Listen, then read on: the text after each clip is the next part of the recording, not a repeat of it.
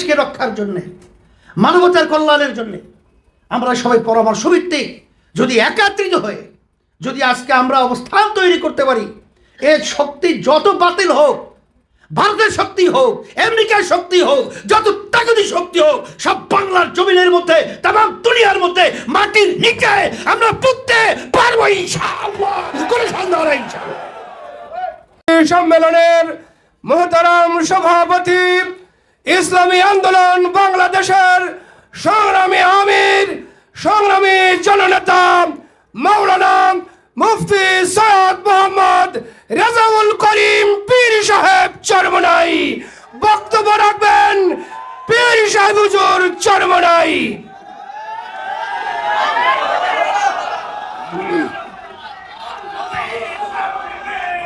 আলহামদুলিল্লাহি ওয়া কাফা, সালামুন আলা ইবাদিহি আল্লাযীনা ইসতাফা, আম্মা বা'দ। ফাআউযু বিল্লাহি মিনাশ শাইতানির রাজীম। বিসমিল্লাহির রহমানির রহিম। ওয়ালা তাহিনু ওয়ালা তাহজানু ওয়া আনতুমুল আ'লাউনা ইন কুনতুম মুমিনিন। সাদাকাল্লাহুল আলিয়্যুল আযীম। ওয়া ক্বালা রাসূলুল্লাহি সাল্লাল্লাহু আলাইহি ওয়াসাল্লাম, মান রাআ মিনকুম মুনকারান ফালিয়ুগাইয়িরহু বিয়াদিহি فإن لم يستطع فبلسانه فإن لم يستطع فبقلبه وذلك ضعف الإيمان। درود شريف পড়ি। اللهم صل على سيدنا محمد صلى الله عليه وعلى آله وأصحابه وبارك وسلم। শুকরিয়া আদায় করতেছি মহান রব্বুল আলামিনের দরবারে। রব্বুল আলামিন আজকে ইসলামী আন্দোলন বাংলাদেশ কেন্দ্রীয় কমিটি সিদ্ধান্ত অনুযায়ী থানা প্রতিনিধি সম্মেলনে জেলায় দায়িত্বশীল যারা, বিশেষ করে সভাপতি সেক্রেটারি পালন করেন, তারা উপস্থিত আছেন, মহানগর সহ। আজকে উপস্থিতি আপনারা যে পর্যায়ে এখানে প্রমাণিত বা প্রমাণ হয়েছে, আমাদের মনের আজকে আশা যে লক্ষ্য উদ্দেশ্য নিয়ে আলহামদুলিল্লাহ ইসলামী আন্দোলন বাংলাদেশ গঠিত হয়েছে, আল্লাহর রহমতে বাস্তবায়ন হবে, তার বাস্তব নমুনা আজকে সম্মেলন।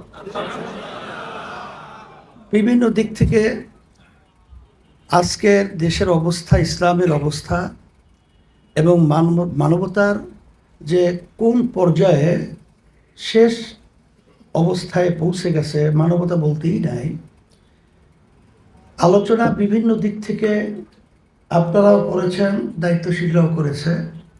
এখন কথা হলো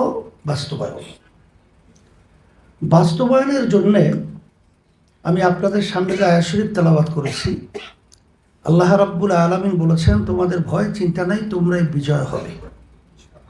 মোমেনের চরিত্র অর্জন করা লাগবে। আর মোমেনের চরিত্র সর্বোচ্চ মোমেনের সেফাত বা গুণ ছিল সাহাবায়ে কেরামদের মধ্যে।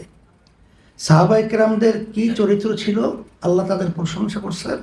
আশিদ্দাউ আলাল কুফার রুহামাউ বাইনাহুম তারাহুম রুকআন সুজদান ইয়াবতাগুনা ফাদলাম মিনাল্লাহ ওয়া রিদওয়ানা সীমাহুম ফি উজুহিহিম মিন আসারিস সুজুদ। এই গুণ যদি আমরা অর্জন করতে পারি, এমন কোনো শক্তি নেই যা আল্লাহর রহমতে ঠেকায় রাখতে পারবে। সেই চরিত্র অর্জন করার জন্যে, বিশেষ করে আবার স্মরণ করায় দেওয়ার জন্যে আমি আমাদের সকল দায়িত্বশীলদেরকে আমি বিশেষ করে আবার অনুরোধ করতেছি। আর সাথে সাথে দেশের অবস্থা তো আপনারা জানেন, আর ইসলাম মানবতার অবস্থা তো জানেন, যে বর্তমান সরকার যে কার্যক্রম পরিচালনা করতেছে ভারতের পরামর্শ ভিত্তিক, আজকে আমাদের দেশের জনগণের বাক স্বাধীনতা, রাজনৈতিক যে দলগুলো বাংলাদেশে রয়েছে, দেশের কল্যাণ, ইসলাম মানবতার কল্যাণের জন্যে তাদের উপরে যে জুলুম, নির্যাতন, স্টিম লোরার যেটাকে বলা হয় জুলুমের, সেটা পরিচালনার মাধ্যমে আজকে সব স্তব্ধ করে দেওয়ার মতো পরিবেশ তৈরি করেছে। কিন্তু আসলে বর্তমান আমি বলবো এটা জালিমশাহী সরকার। তার তো জানা নাই যে ইতিহাস পর্যালোচনা করলে দেখা যায় ফেরাউন বনি ইসরাইলকে ধ্বংস করার জন্যে তার এমন কোনো শক্তি নাই যেটা বাস্তবায়ন করে নাই, কিন্তু সেই ফেরাউনকে কিন্তু একদিন নীল দরিয়ার ভিতরে ডুবে ধ্বংস হইতে হয়েছে। এইভাবে কারণের ইতিহাস, নমরুদের ইতিহাস, আপনারা এই বাংলাদেশের ইতিহাসগুলোই দেখেন না, তাম দুনিয়ার ইতিহাস কখনোই জানেন যত শক্তিশালী হোক, কিন্তু যখন একত্রিত হয়ে আমরা শুনছি, দেখছেন না যে বাঘ তো বাঘের রাজা এই জঙ্গলের, কিন্তু ছোট ছোট প্রাণী যখন একত্রিত হয়ে যখন ওর উপরে ঝাঁপায়া পড়ে, তখন কিন্তু ও কোনো দিক বিদিক পাইলে ধ্বংস হইতে বাধ্য হয়। এখন বাংলাদেশের সমস্ত জনগণ এবং যারা বিশেষ করে ইসলাম প্রেমিক, দেশপ্রেমিক এবং মানবতা প্রেমিক রয়েছেন, তাদেরকে বিশেষ করে অনুরোধ করব, এখন আমাদের বসে ঘুমিয়ে থাকার সুযোগ সময় এখন কিন্তু মোটেও নাই।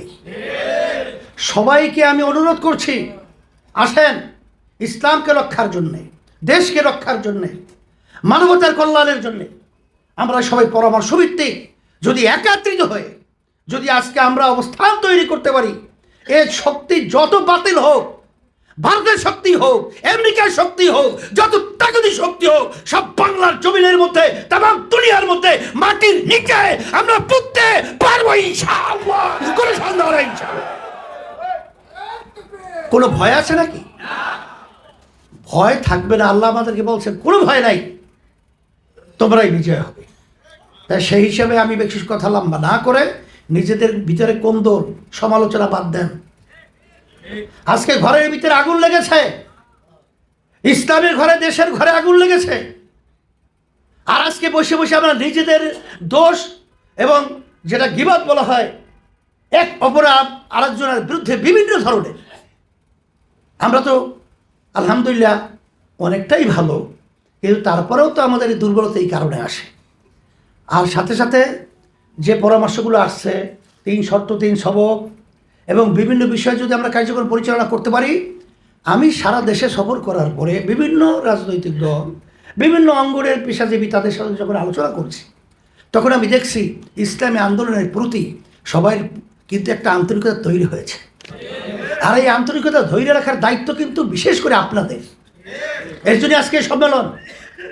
আপনারা দেখেন বাংলাদেশের ইতিহাস, বামদল যাদেরকে বলা হয়, কমিউনিস্ট যাদেরকে বলা হয়, যারা ইসলাম বিশেষ করে অনেকটাই নীতি আদর্শ তারা পছন্দ করতে চায় না, কিন্তু ইসলামী আন্দোলন বাংলাদেশের পক্ষ থেকে যখন তাদেরকে দেশের জন্যে, এই কল্যাণের জন্য, মানবতার যখন আমরা তাদেরকে আহ্বান করেছি, এক টেবিলে একত্রিত এই সমস্ত ওই বাম দলগুলো একত্রিত হওয়ার ইতিহাস বাংলাদেশের নজির আমার জানা নাই। এই কথার মাধ্যমে কি বোঝাতে চাই, তাদের ভিতর একটা ইসলামী আন্দোলনভাবে আস্থা তৈরি হয়েছে। এই আস্থাটা ধরে রাখার দায়িত্ব কাদের? আমাদের।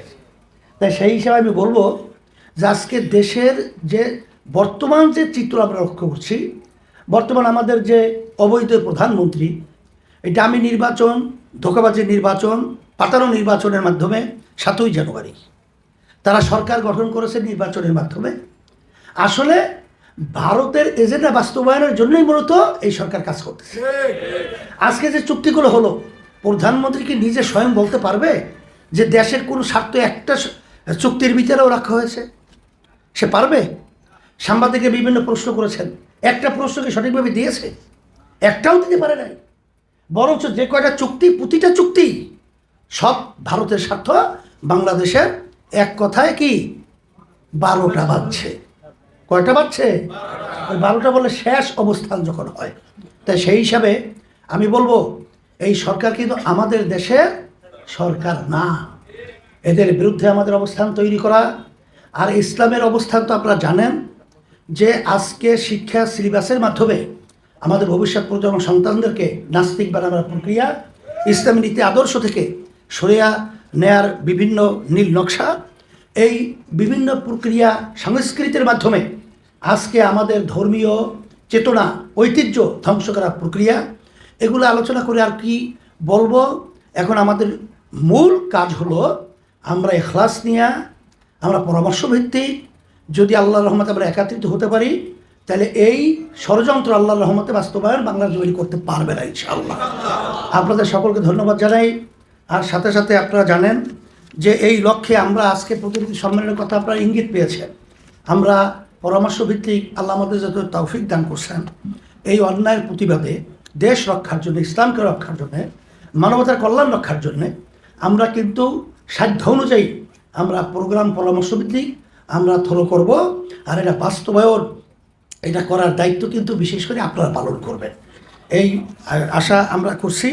এই জন্য এর প্রতিবাদে আমরা আগামী 28শে জুন 2024 শুক্রবার বাদ জুমা পরশুদিন আগামী দিন বাইতুল মোকাররম জাতীয় মসজিদের উত্তর গেট থেকে বিক্ষোভ সমাবেশ আলহামদুলিল্লাহ হবে, এইটা আমরা কর্মসূচি ঘোষণা করতেছি। আর সমাবেশ ও মিছিল। আর 5ই জুলাই 2024 শুক্রবার সকাল মানে সকল জেলা এবং মহানগরে বিক্ষোভ সমাবেশ ও মিছিল অনুষ্ঠিত হবে। এরপরে আমাদের আরও বড় পরিকল্পনা আছে, আল্লাহ কবুল করে বাঁচায় রাখে। আপনারা দোয়া করতে থাকেন, চেষ্টা করতে থাকেন। আশা তো করি আল্লাহর রহমতে যে ইসলামী আন্দোলন বাংলাদেশ আব্বাস রহমতুল্লাহ থেকে শুরু করে আজকে শিক্ষা সিলেবাসের ভিতরে অনেক ধারা অনেক বই পরিবর্তন কিন্তু বাধ্য হয়েছে। আল্লাহর রহমতে এর কিন্তু পিছনে অবদান ইসলামী আন্দোলনের বড় একটা আলহামদুলিল্লাহ উল্লেখযোগ্য, এটা আমি মনের তৃপ্তি হিসাবে আল্লাহর রহমতে আমি বলতেছি। সেই হিসাবে আপনাদেরকে আমি অনুরোধ করব, আপনারা কষ্ট করে এসেছেন, আজকে আপনাদের ত্যাগ কোরবানির মাধ্যমে আল্লাহ রাব্বুল আলামিন সর্বদিক থেকে বরকত দান করবেন, এই আশাবাদ। এবং বিশেষ করে আমাদের যে সাংগঠনিক কার্যক্রমগুলো এখন যেহেতু মাঠ উর্বর আছে ইসলামী আন্দোলনের পক্ষে, আমরা যদি একটু তৎপর না হই তাহলে কিন্তু খালি মাঠে আগাছা জন্মাবে। সেই খালি মাঠে আগাছা জন্মানোর ব্যাপারটা আমরা যেন সুযোগ না দেই, এই ব্যাপারটা নজরে রাখা। নিজের ব্যক্তি স্বার্থকে আপনারা কি করেন, ছোট করে দেখেন, জাতীয় স্বার্থ ইসলামের স্বার্থকে বড় করে দেখেন। আল্লাহ আমাকে আমাদের সকলকে কবুল করুন, আল্লাহুম্মা আমিন।